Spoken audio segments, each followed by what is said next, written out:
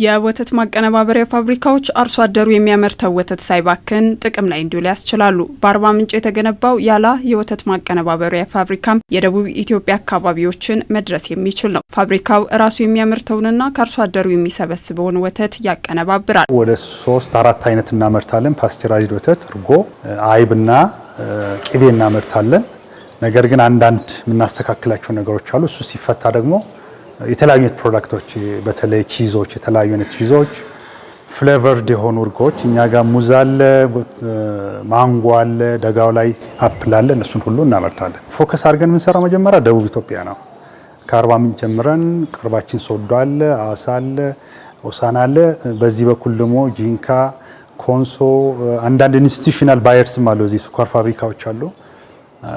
በአጭር ጊዜ ትኩረት የምናደርገው እዚህ አካባቢ። የፋብሪካው ስራ መጀመር የወተት ምርት ጥራቱን ጠብቆ እንዲመረትና እንዲቀርብ ያስችላል። ከብቶች የሻገተ ምግብ ሳሪም ሆነ የተለያዩ መናዎችን እንዳይመገቡ ትልቅ ትሬኒንግ ሰርተናል። ጀርካኖችን ወደ ጃር ወደ ቦዲኖ ለውጠናል።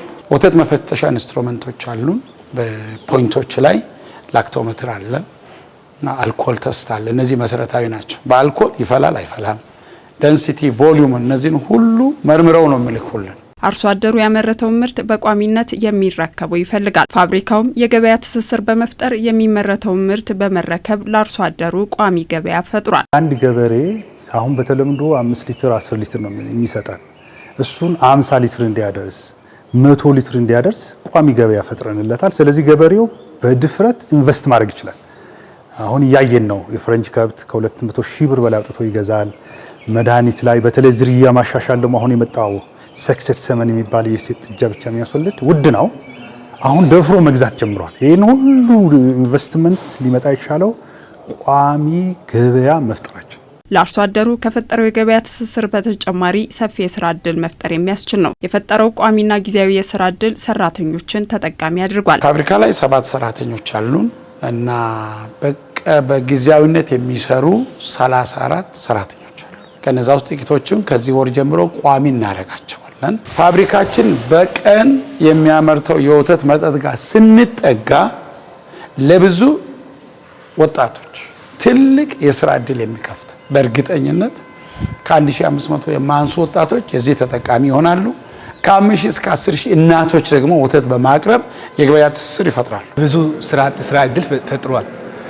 እኔም የዚህ ስራ እድል ተጠቃሚ ነኝ። እኔ ስራ ድርሻ ኳሊቲ ማናጀር ነኝ። የወተት ጥራት ጥሬ ወተት ሲመጣ ኳሊቲ ያለው የለም የሚለው ላቦራቶሪ አለ፣ ኬሚስትሪ ላቦራቶሪ አለ፣ ማይክሮባዮሎጂ ላቦራቶሪ አለ።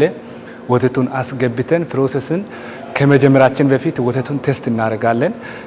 ቴስት አድርገን ፋብሪካ መግባት ይችላል አይችልም የሚለውን ካረጋገጥን በኋላ ስታንዳርዱን የሚያሟላ ወተት ወደ ፋብሪካ አስገብተን የተለያዩ ምርቶችን እናመርታለን። የአካባቢውን ጸጋ በአግባቡ ለመጠቀም በስፋት እየተሰራ ነው። ኢንዱስትሪዎች ደግሞ የአካባቢውን ሀብት መልሶ ጥቅም ላይ ለማዋል ሚናቸው ከፍተኛ ነው። ወደ 13 የሚጠጉ አልሚ ባለሀብቶችና ኢንተርፕራይዞች ሼድ ተከራይተው አዳዲስ ስራዎችን ጀምረዋል።